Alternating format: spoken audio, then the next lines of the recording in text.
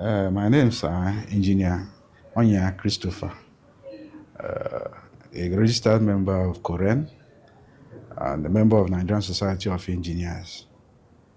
And I have over 35 years experience in the construction industry.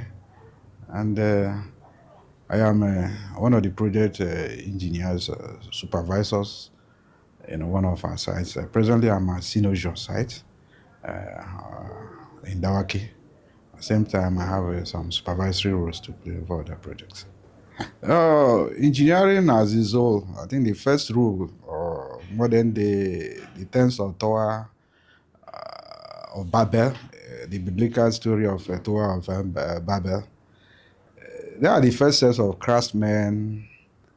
They were able to put one or two things together and be able to, do a lot of things right from immemorial. And engineering keep on revolving.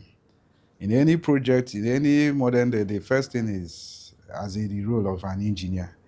He is the initiator. He knows how to achieve it. He knows the kind of material to use. He knows exactly how to make it to stand with the test of time. So you can't overrule the functions of engineers in modern day, both olden and modern day architectures and projects. The most critical challenge is the issue of getting skilled labor on site. There are different categories for skills, but the issue is that getting the people who are skilled in the various trades that are involved. Like in issue, if you are doing, you need to get a skilled carpenter, you need to skill a good mason, you need to get a good tiler, a skilled tiler. The construction industry is where almost every day can have a person on the road say, I can't do this, I can't do that. But the issue is, how many of them where do we have the necessary skills? And this is a very big challenge, especially in Nigeria, the construction industry is getting those skills. Some organizations like FUSI and all other issues have been initiating some training programs for skilled laborers and all these other things. And again, the government as a whole should equally lay more emphasis on technological institutions where we can get these craftsmen who are good and who can sustain the times and all of that things and give you a skilled work, because that's first where you start. If you don't have a skilled laborer, a skilled, it will be difficult for you to achieve your dreams. And first is skill, and there's always room. I believe there's always room for improvement. As one is, you should always train some people too within wherever I'm working. I try to make sure I train them, give them chance to improve on themselves and then acquire a very good skill. So for me, the first is the issue of skills.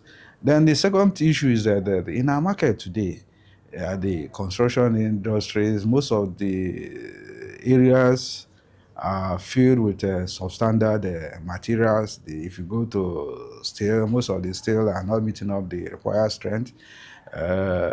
Some other products we are using, PVC pipes, generally most of those things. So equally too is a challenge. I prefer that standards organizations should improve their role too in issue making that we get very good and quality materials. Even then, though, there are some good materials in the, but again, too, investors or everybody should make sure that they invest more on quality material rather than substandard material. Because if you use substandard materials, you are not getting the engineering value of whatever materials. It might look cheaper, but at the long run, is they are not, is very not cheap. It has a cost on the project. So that is the issue of making sure that investors or whoever is building energy will take his time, though it takes extra cost to make sure they get the right material. And then the next issue that definitely is the issue of supervision. You have to always to be there to direct the each field or discipline to be able to them to do it the right way and the way it's supposed to be. At least My slogan is always doing it right for the first time. Once you do it right for the first time, you have achieved the quality, you have achieved the cost, you have reduced every other thing that is there. But if you don't do it right the first time, definitely you find yourself making a lot of mistakes. And definitely commitment need to be there. That we see online that people want to buy houses, you be hearing them say, this house costs 2 billion naira, this house costs 800 billion. Figures that are so unattainable that makes a normal person feel like, before I have to have a house, I must at least have at least 500 million on my account. I think there are two aspects of this. The one of the basic necessities of any human being is shelter, and then too there's equally what we call the demand and supply. Everybody wants to own a house, no matter how small it is. Then too is issue of affordability. When a lot of people are chasing, sometimes issue all those factors come into. Then issue of the production cost, the cost of building materials in the market are equally very high. The economy has made it that even the normal things, a ton of granite used to be for 6,000 naira. Today, a ton of granite is 11,000 naira per ton. And generally, actually, the whole concept of the construction material, the prices, the bills, the prices are increasing. Even the scale, the labors too. A mason used to collect 7,000 per day. Today, a mason collects around 12,000 naira per day. So all these are the various components that equally make those houses. And then too, the value of the land too equally is increasing too. So all these things aggregated, you look at it, that makes up you know, the building is very expensive. But one thing I like about Shagama Homes, that there was one policy, that there was a particular the issue of houses. There are some houses that can be affordable for low income earners. There are some houses that can high income earners. But I think the various concept, the main concept of the mass housing policy, which was instituted by federal, was that some houses should have been built at an affordable rate. Some houses should have been built for low income earners. But you see, everybody is building houses for the super rich.